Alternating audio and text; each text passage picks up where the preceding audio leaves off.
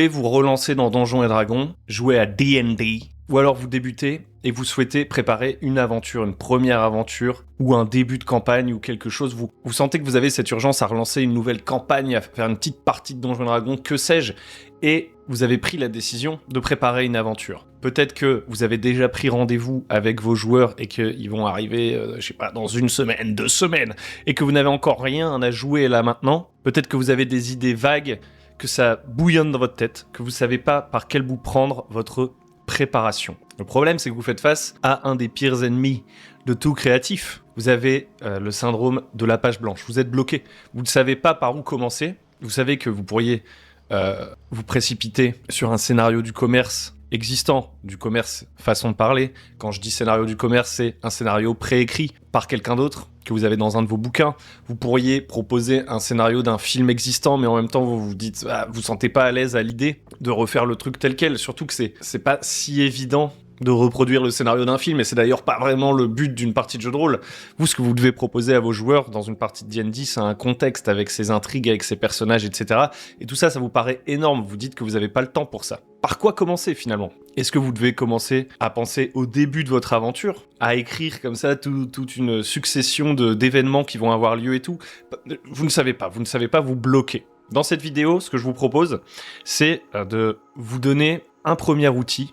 Et je parle bien d'un premier outil parce qu'il y aura d'autres vidéos après celle-ci, mais un premier outil qui va vous permettre, à mon avis, de débloquer votre créativité, parce que c'est bien de ça qu'on parle. Et surtout, cet outil, il va vous permettre de vous approprier vos idées. Le fait de vous débloquer à écrire des choses, à les assumer, à accepter ces idées sans jugement, à être prêt à les mettre sur la table, c'est libérateur, et ça vous permet d'exprimer ensuite votre propre poésie, vos propres envies, plutôt que d'exécuter, si je puis dire, un scénario préexistant qui est, selon moi, parfois un peu plus long à digérer en fonction de sa taille, etc. Jouez vos idées, il me semble que c'est beaucoup plus simple pour les incarner, etc. C'est peut-être moi, peut-être que vous n'êtes pas comme moi, je vous invite à me dire en commentaire. Comme cette vidéo fait partie d'une série que j'ai commencé avec la vidéo « Comment se remettre à Donjons et Dragons » ou démarrer sa première partie de Donjons et Dragons en 2026, j'aimerais que vous m'aidiez à créer cette série.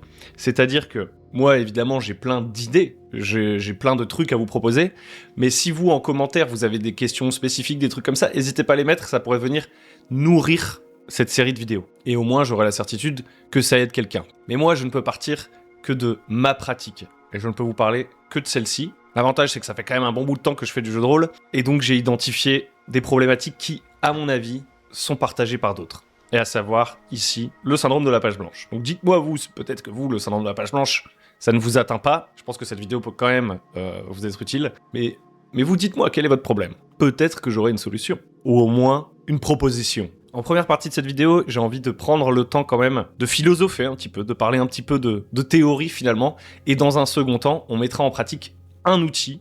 On passera sur un tableau blanc et je vous montrerai comment vous pouvez vous en servir. Les vidéos suivantes, j'en ai prévu pour l'instant 3, peut-être qu'il y en aura plus, ce sera à peu près le même format. On partira du problème, et dans un second temps, on utilisera un outil pour essayer de résoudre ce problème. Le syndrome de la page blanche, la constipation créative, the creative block, c'est quelque chose déjà qu'il faut accepter. Tous les créatifs rencontrent ce problème. C'est ce qui fait qu'on a envie de revenir à la création finalement. Si c'était trop facile de créer, etc., est-ce que ce serait vraiment intéressant ? Est-ce qu'on se sentirait accompli à créer un truc ? Je ne pense pas. Et donc en fait, cette vidéo ne va pas éliminer chez vous le syndrome de la page blanche. Moi-même, j'ai souvent, très souvent même, le syndrome de la page blanche. On a des hauts, des bas, des moments où on est hyper inspiré, tout sort tout seul, etc. Ça veut pas forcément dire d'ailleurs d'avoir cette inspiration qu'on va en faire vraiment quelque chose, ou en tout cas qu'on va l'amener jusqu'au stade de je joue une partie de jeu de rôle, et c'est pour ça que la première chose si vous voulez faire du jeu de rôle, je le rappelle et je le disais dans la vidéo précédente que vous pouvez aller voir si vous le voulez, c'est de fixer une date pour faire du goddamn jeu de rôle. C'est en faisant du jeu de rôle qu'on devient rôliste finalement. Mais je divague. Il y a des moments où vous allez avoir plein d'idées, ça va sortir tout seul, et il y a des moments où ça va être un peu plus compliqué. Et ici, je vais pas m'attarder sur les raisons pour lesquelles c'est compliqué. Ça peut être parce que votre vie actuellement, elle est hyper stressante, vous êtes dans le chaos en fait, et vous avez du mal à penser à votre partie de jeu de rôle. Ça peut être au contraire parce que vous avez du mal à retrouver des idées fraîches, vous êtes assailli de plein d'idées mais vous savez pas quoi en faire. Vous ingurgitez de l'information, ça vous sature le cerveau, vous ne savez pas hiérarchiser toutes vos idées. Bref, il n'y a rien qui ressort, il n'y a rien qui sort de votre tête. Vous êtes pris dans le quotidien, vous êtes pris dans l'urgence, vous êtes pris par vos idées. Mais ce qui est important de comprendre pour commencer, c'est que tout le monde peut avoir une sorte de blocage. C'est normal. Mettre des mots dessus, réaliser qu'on est dans un moment comme ça, c'est la première étape.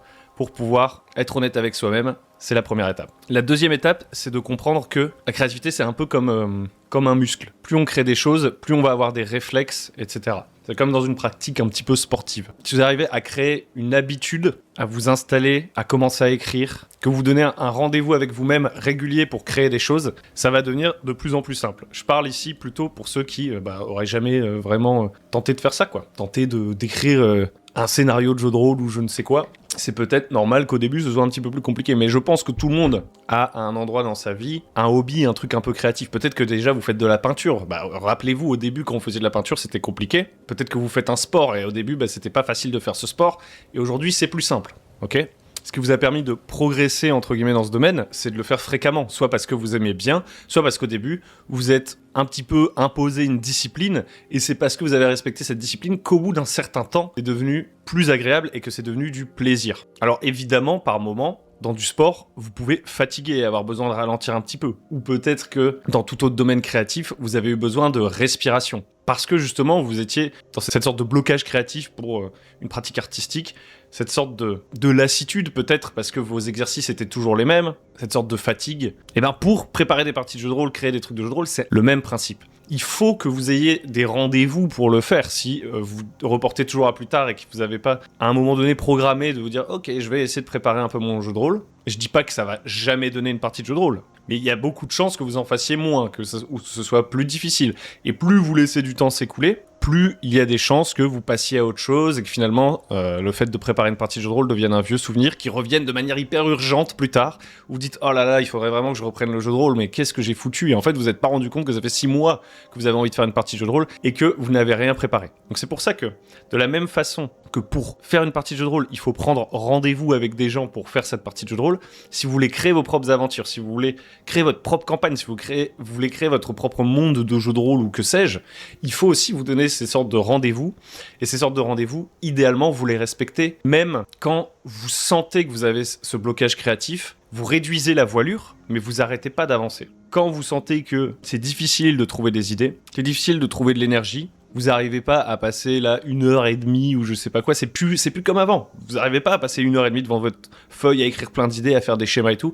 Réduisez la voilure, préparez un truc tout simple. Vous écrivez 2-3 petites idées, le lendemain vous en écrivez 2-3 petites autres, et puis petit à petit, ça va réveiller la machine et vous allez commencer à créer plein de trucs. Mais pour ça, il faut avoir ce rendez-vous à géométrie variable, mais qui reste et qui vous permet, même dans les périodes où c'est un peu plus compliqué, d'avancer. On va pas éliminer le syndrome de la page blanche, on va apprendre à travailler avec le syndrome de la page blanche. C'est ça l'idée.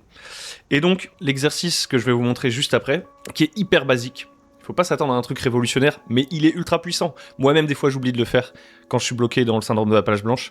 Et dès que je fais cet exercice, je sens qu'il y a un petit mieux. Cet exercice, il consiste à accepter vos idées, parce que les idées passent dans votre tête, puis disparaissent. C'est un exercice qui essaye de vous remettre dans le moment, d'accepter les idées qui vous passent par la tête, de les coucher sur le papier et d'en faire quelque chose. Pour citer mon maître zen, cet exercice consiste à laisser le torrent s'écouler. I will let the torrent flow.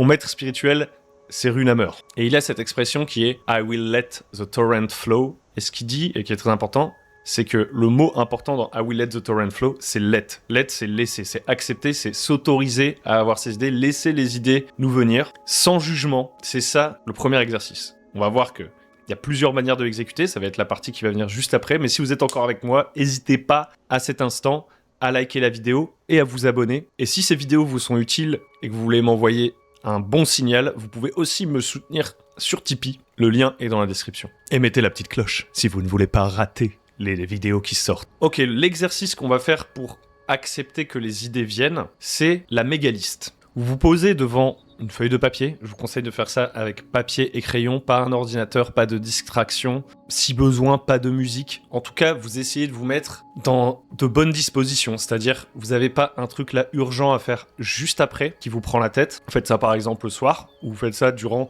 ce fameux rendez-vous créatif que vous êtes fixé et que vous sacralisez un petit peu dans votre agenda. Je sais pas, c'est peut-être le dimanche. Vous essayez de faire en sorte d'être avec vos idées. Vous ne prenez pas de bouquins. Vous ne prenez pas votre livre de Donjons et Dragons ou de Shadow Dark. Vous ne prenez pas vos tables aléatoires. Vous ne prenez pas Internet. Vous ne prenez qu'un crayon et une feuille. Et vous laissez les idées venir à vous.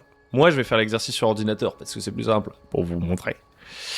Mais je le fais sur papier et crayon dans la réalité. Alors, vous allez tout simplement noter toutes les idées qui vous viennent sans discrimination entre ces idées, sans essayer de les lier entre elles, sans porter le moindre jugement sur vos idées, vous allez les laisser venir. Il se peut que, alors que vous êtes en train d'écrire vos idées, votre cerveau, parce qu'il fonctionne un petit peu en arborescence, parce que une idée en entraîne une autre, vous amène à avoir des idées qui ont des liens entre elles par automatisme. Mais vous ne devez pas chercher volontairement à relier ces idées. Vous sortez les idées. Donc je vais prendre un peu d'eau, une petite respiration, essayer de me mettre dans les conditions de l'exercice alors que j'essaie de vous expliquer l'exercice qui n'est pas évident, c'est pas vraiment ça la manière dont je fais l'exercice normalement, mais je vais essayer de le faire. C'est parti.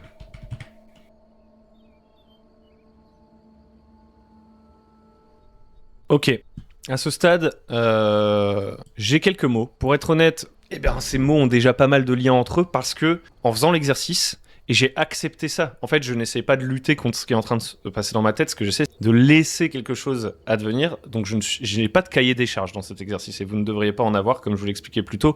Vous acceptez les idées qui vous viennent. Moi, les idées qui me sont venues, comme j'avais du mal à trouver un point de départ parce que j'étais en train de vous parler juste avant, j'ai repensé au fait que je suis parti un petit peu en Angleterre et on était sur la côte. Donc j'ai écrit côte, et côte ça m'a fait penser à os. Et ensuite tout le reste a déroulé. Donc vous quand vous faites l'exercice sur du papier, peu importe, le but c'est pas d'avoir un nombre de mots, tout ça on s'en fiche, vous acceptez les idées telles qu'elles viennent, vous vous arrêtez quand vous fatiguez un peu, quand vous sentez qu'il commence à se passer un truc et que votre idée commence à se préciser, vous pouvez vous arrêter. Le but, c'est simplement de se remettre à faire, d'activer, de réveiller en fait sa créativité. Donc, quoi qu'il advienne, vous écrivez juste des mots. Je pense que le fait de prendre une feuille blanche et d'essayer de la remplir un petit peu, ça vous permet d'avancer dans l'exercice. Mais par exemple, essayez pas de vous dire il me faut 20 mots, il me faut...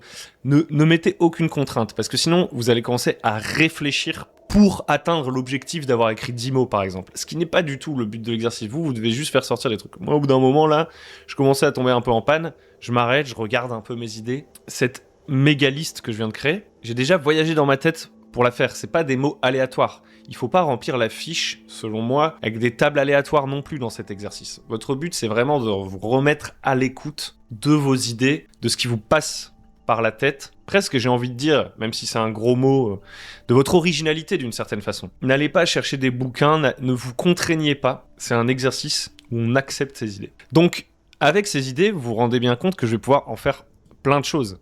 Je peux, maintenant qu'elles sont apparues, m'amuser à les réagencer, etc.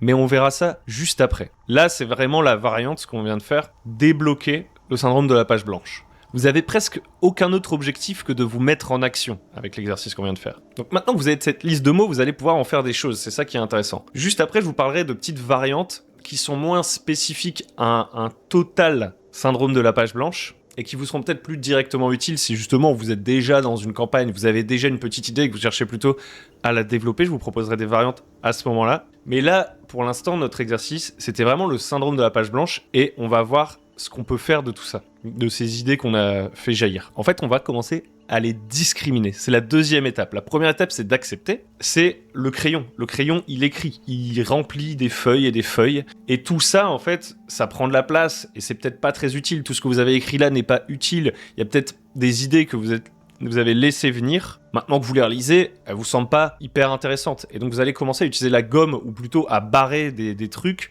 et à sélectionner un peu des choses qui vous plaisent. Mais ça doit venir seulement dans un second temps. Si vous étiez en mode édition, en mode gomme, en mode je barre des trucs, dès le début, ça aurait été beaucoup plus difficile de poser un premier mot sur votre feuille. Parce que vous auriez cherché à mettre que des idées parfaites. Au lieu d'accepter les idées qui vous viennent, vous auriez voulu mettre des mots déjà chargés d'importance, chargés de sens. Et donc, vous êtes déjà en train de, finalement, être vraiment critique vis-à-vis de vos idées. Là, le but, c'était d'écrire vos idées, de ne pas être critique envers elles. Maintenant, on va les critiquer dans un second temps. Donc, moi, admettons, j'ai envie de faire un petit scénario. Qu'est-ce que je trouve intéressant dans ces idées ? Ce qui est amusant, c'est que l'idée de côte ne m'intéresse plus du tout. Alors que c'était ma première idée. Comme quoi, c'est pas la première idée qui est la meilleure. Ça sert à rien de se focus sur sa première idée qui vient forcément et de chercher absolument à la développer.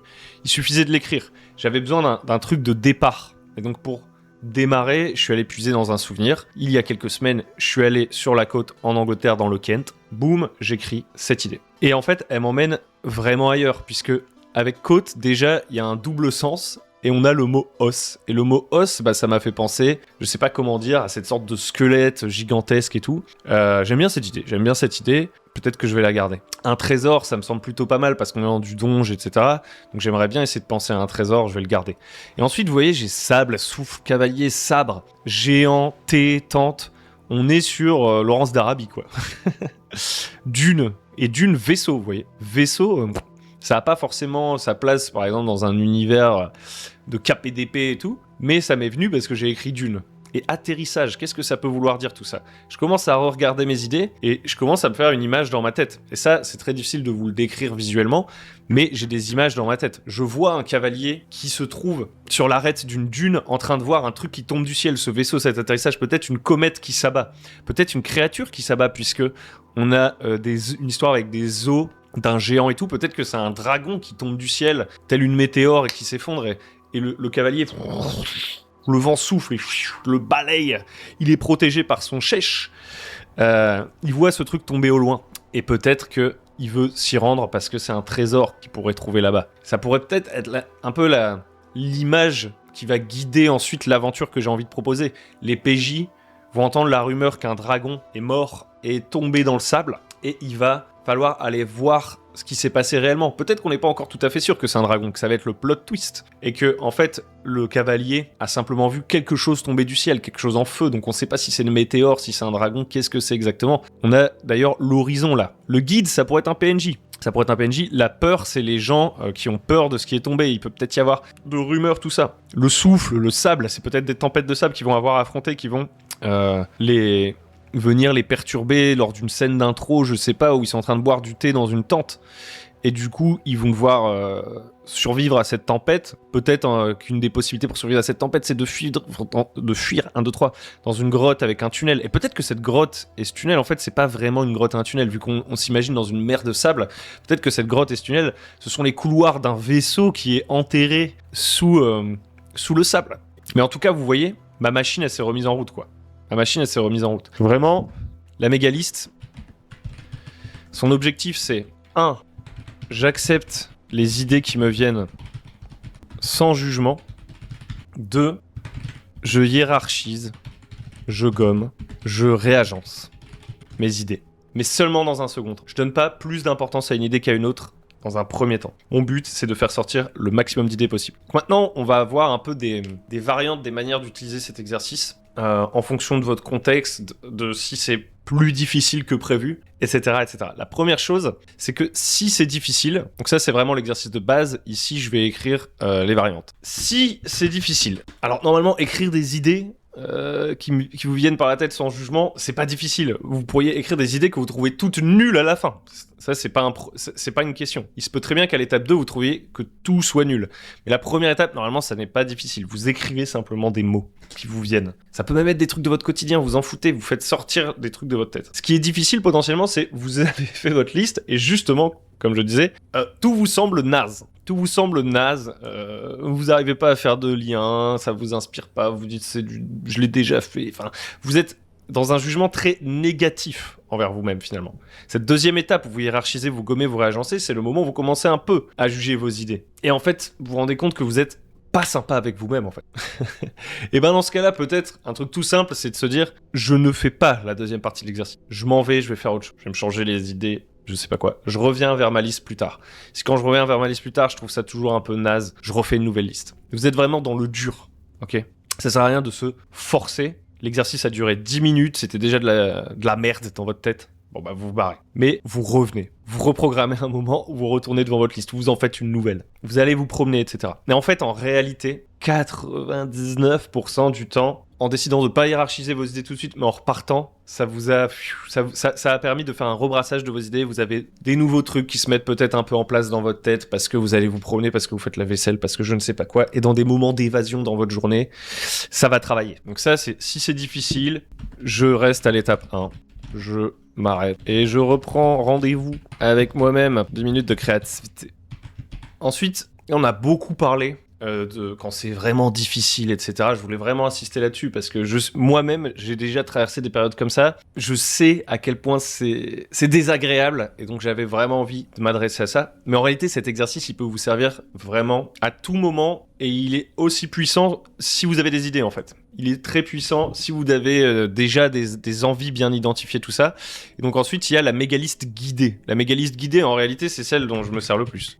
La mégaliste guidée, c'est exactement le même exercice de mégaliste, sauf que vous avez un point de départ. Vous avez déjà un début d'idée. Et donc, vous choisissez volontairement un mot qui vous évoque un petit peu ce que vous voulez faire. Là, par exemple, je me suis laissé un peu emporter sur le désert, etc. et tout.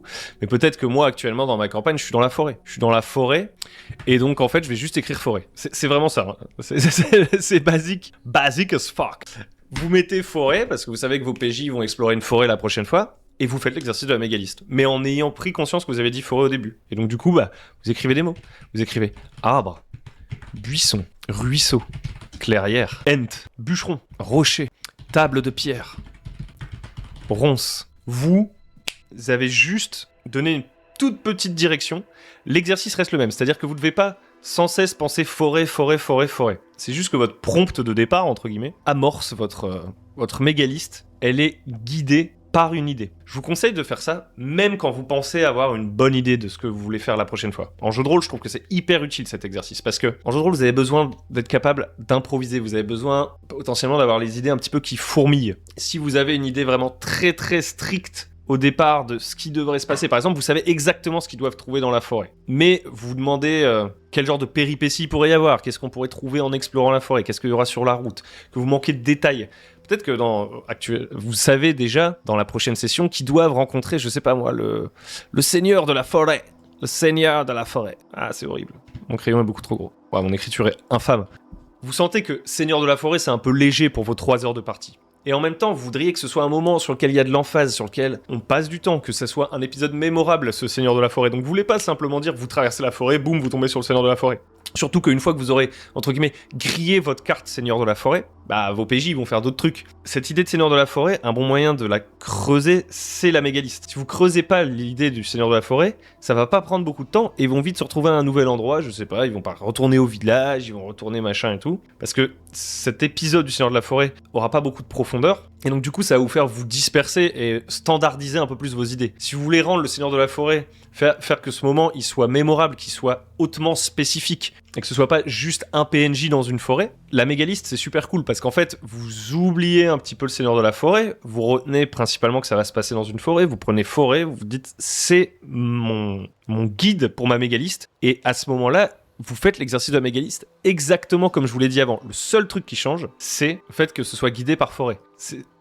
L'exercice ici, c'est pas de faire Seigneur de la Forêt, qui, quoi, où, comment, à quoi il ressemble, etc. Non. C'est de d'abord faire sortir toutes les idées qui vous viennent de votre tête, et ensuite vous pourrez éventuellement les mettre dans un cahier des charges pour que ça réponde plus au Seigneur de la Forêt. Mais c'est la deuxième étape, encore une fois. C'est l'étape où vous gommez, hiérarchisez. Et donc au moment où vous faites la liste forêt, ça tombe, il y a des trucs qui vont rien avoir avec la forêt. Vous allez mettre, je sais pas moi, des lampes, voitures. Franchement, j'en sais rien. Encore une fois, vous ne jugez pas vos idées à ce moment-là, mais en fait, quand vous aurez fait l'étape 1, vous allez revenir à Seigneur de la Forêt, vous allez commencer à revenir à votre objectif initial, et vous allez discriminer. Et peut-être que voiture, ça va devenir un traîneau, parce que vous imaginez maintenant le Seigneur de la Forêt comme les guerriers celtes sur leur char, et vous avez un nouveau truc super stylé pour rendre unique ce Seigneur de la Forêt. Donc ça, c'est la mégaliste guidée. Deuxième exercice que vous pouvez faire, si vous avez un peu de mal à connecter vos idées, c'est tout simplement de faire spatialiser votre mégaliste en fait. Donc, c'est-à-dire qu'une fois que vous avez toutes vos idées là, par exemple, vous savez que c'est un truc d'exploration que vous voulez faire, et en fait vous faites une mind map tout simplement. Et vous commencez à foutre les mots au pif en vous disant ce sont des points d'intérêt. Par exemple, je mets clairière, ici je mets cabane, Ici, je mets champêtre. Et en fait, juste en mettant ces mots, cette sorte de mind map, en les disposant, vous commencez à créer, parce qu'on est des bestioles visuelles,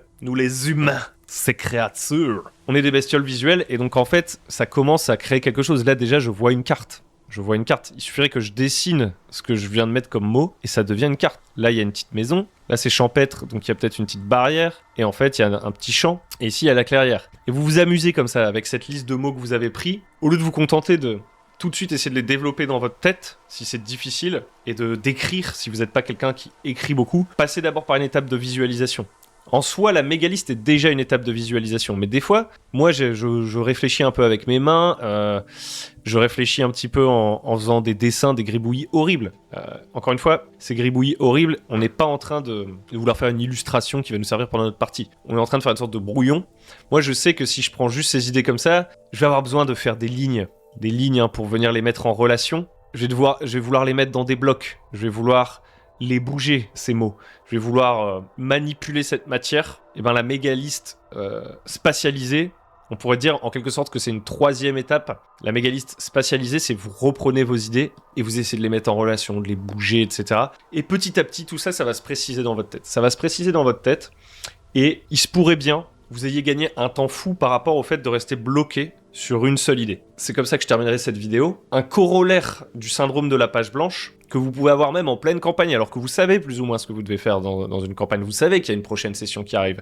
Vous savez qu'il y a une partie, vous avez déjà un thème. Enfin, je veux dire, vous en êtes plus du tout à l'étape de « ça va être quoi ma campagne ?» Oh là là, je sais pas, gros syndrome de la page blanche. Non, vous êtes dedans. Souvent, il y a un blocage qui ressemble un petit peu au syndrome de la page blanche, c'est celui de « j'ai une idée trop précise » de ce qu'ils vont faire et j'ose pas explorer de nouvelles idées. J'ose pas laisser s'écouler le torrent de mes idées, accepter les idées qui me viennent. Je suis trop focalisé en fait sur un objectif. Et la mégaliste, ça vous permet de contourner ça. Ça peut vous permettre de creuser une idée, mais ça peut aussi vous permettre de réouvrir le champ de vos idées. Au moment où je sais que mes PJ vont rencontrer le Seigneur de la Forêt, j'ai l'impression qu'il y a comme tout plein de portes qui se sont refermées, qu'il n'y a pas grand-chose d'intéressant à en faire. Une mégaliste. S'il y a une seule ou deux idées qui ressortent de cette mégaliste qui me permettent d'agrémenter ma rencontre avec le Seigneur de la Forêt, c'est suffisant. Mais pour m'autoriser à aller chercher ces idées un peu originales qui me viennent, etc., à les adapter, activer mon cerveau et qui trouve des idées, je dois réussir à sortir de cette sorte de biais, de cette sorte de verrou qui est de partir d'une même idée. Et cet exercice est puissant, c'est une certitude. Cet exercice, je ne l'ai absolument pas inventé. Le fait d'écrire ses idées sur le papier, de prendre rendez-vous avec soi-même et de se vider la tête en écrivant des trucs, en faisant du journaling, etc., c'est une pratique que vous retrouvez un peu partout. C'est fonctionnel. La mégaliste, en plus, c'est un exercice qui n'est pas difficile à retenir. C'est un exercice, vous n'avez pas besoin d'avoir une fiche à remplir. Vous n'avez pas besoin de vous souvenir vraiment de la technique. Le plus difficile avec la mégaliste, c'est que c'est une idée tellement simple qu'on a tendance à l'oublier. Parce que le cerveau a tendance à oublier les choses simples, parce qu'il les considère comme acquises, parce qu'il pense qu'il a plus besoin de ça. Alors que si vous devez retenir, je sais pas moi, une méthode ultra complexe de rédaction de scénario, ça va vous prendre beaucoup plus d'énergie, d'espace mental, vous allez devoir faire des fiches pour vous en souvenir, devoir réviser pour mémoriser la technique et tout. Évidemment que l'idée de la mégaliste, vous allez la laisser de côté, parce que comme ça ne demande pas d'effort de se souvenir de comment fonctionne la mégaliste, votre cerveau y attribue moins d'énergie et vous finissez par l'oublier. Ce que je ferai avant de terminer cette vidéo, c'est que je prendrai un bout de papier, un truc, vous prenez un support hyper simple. Vous dites, sur ce support hyper simple, contrairement à la mégaliste, j'écris pas n'importe quoi. J'écris des trucs que je trouve puissants. Vous commencez à faire ça, vous prenez une fiche qui vous servira à stocker tous vos outils de créativité à terme pour faire du jeu de rôle, etc. Et vous écrivez mégaliste. Et comme ça, vous avez un endroit auquel vous retournez souvent et où vous voyez cet exercice de la mégaliste et ça va vous rappeler de vous en servir. Parce que je vous assure que ce truc de mégaliste peut vraiment vous débloquer super souvent, mais comme on le sous-estime, on s'en sert pas assez. Je suis le premier à ne pas assez me servir de cet outil hyper simple qui est pourtant bien meilleur, si vous voulez mon avis, que beaucoup d'autres outils beaucoup plus sophistiqués. Voilà, j'ai terminé sur ce premier outil pour créer un scénario, mettre la machine en route pour préparer votre prochaine partie de jeu de rôle. J'espère que ça vous aura plu. Si c'est le cas, faites-le moi savoir. En commentaire, vous pouvez laisser un petit like, mettre la petite cloche aussi, parce que la prochaine fois, on va avoir un autre outil. J'espère que ça vous aidera en tant que maître du jeu à plein de moments de votre vie.